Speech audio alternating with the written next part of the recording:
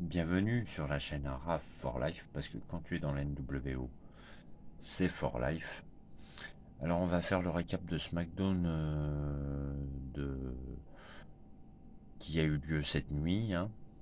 Donc ça se déroulait à Cleveland, Ohio, en Floride, hein. Ça se déroulait à deux endroits en fait.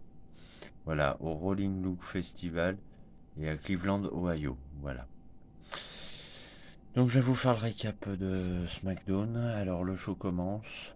Donc j'ai beaucoup de discours lors de ce SmackDown. Alors on a pu voir John Cena se pointer sur le ring et dire qu'il veut le championnat universel à SummerSlam. Donc on verra quelle suite à ça. Ensuite, vous avez eu des matchs assez rapides durant toute la soirée. On a vu Finn Balor notamment contre Sami Zayn. Donc match rapide où Finn Balor a gagné par son coup de grâce qui avait fait son retour la semaine dernière, un Finn Balor. Donc il a battu Sami Zayn avec son coup de grâce.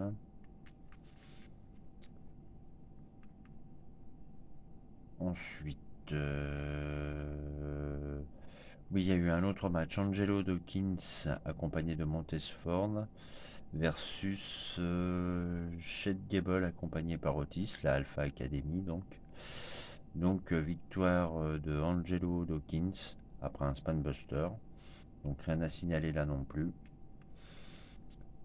Ensuite, Bianca Belair est arrivée au ring et c'était le rematch entre elle et Carmella. Donc Bianca Belair est restée championne après avoir fait son KOD sur Carmella. Après un petit segment backstage avec Baron Corbin tout déconfit, je pense que bientôt il y aura un face turn pour Corbin.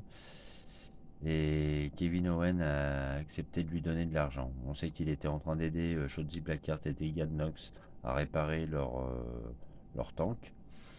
Donc on verra bien ce que ça va donner la suite de tout ça parce que il lui a donné de l'argent, Kevin Owen à Baron Corbin.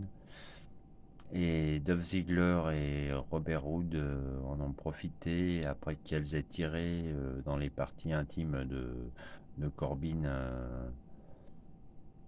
une boule là de leur tank. Ils ont chourave les dollars de Corbin. Donc Baron Corbin fait ce tourne pour bientôt, je pense. Ensuite, Edge est venu faire un discours. Il a dit qu'il était. Alors, en gros, je comprends que Edge est remonté comme un coucou suisse, hein, si je me permets l'expression. Et après tout ça, il y a Seth Rollins qui arrive, l'empaffé là. Excusez-moi l'expression. Après, voilà, Seth Rollins, voilà, il se la croit, hein, il a pris un melon. Seth Rollins, c'est incroyable. Et Seth Rollins lui fait comprendre qu'il veut briser la carrière de Edge une bonne fois pour toutes. Donc l'affrontement éclate entre les deux et puis Edge porte un executioner sur Seth Rollins. Donc voilà, suite de la rivalité qui commence à suivre.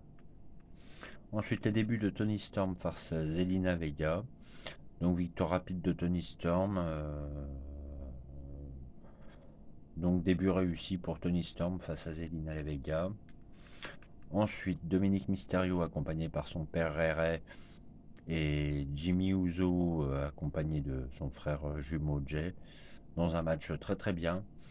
Mais à la fin du combat, Jay a encore mis le pied sur le dos de son frère pour faire le petit paquet sur Dominique. Voilà.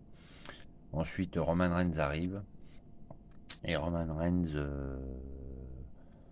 et les Usos posent avec leur ceinture. Donc ceinture tag team pour les Usos et ceinture de champion universel pour Roman Reigns.